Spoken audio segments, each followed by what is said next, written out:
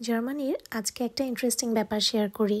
আমি জার্মানির যেখানে থাকি আমার বাসা থেকে হেঁটে স্টেশনে যাওয়ার পথে এরকম একটা ছোট্ট লাইব্রেরি আমি দেখতে পাই।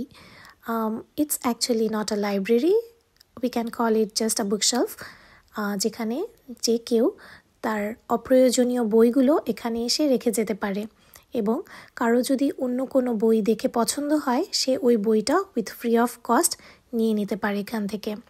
আমি প্রায় এখান থেকে একটা দুইটা বই নিয়ে থাকি অ্যান্ড মোস্ট অফ দ্য বইগুলোই হয় হচ্ছে বাচ্চাদের বই, কারণ হচ্ছে আমি এখন জার্মান ল্যাঙ্গুয়েজটা শিখছি। সো আমি বাচ্চাদের বইগুলোই হচ্ছে আমার জন্য একটু বোধগম্য হয় আর এটা আমার ল্যাঙ্গুয়েজ লার্নিংটাকে আরও ইন্টারেস্টিং করে তোলে। সো আমি এখান থেকে বইগুলো নিয়ে পড়ে আবার এখানে এসে ফেরত রেখে যাই।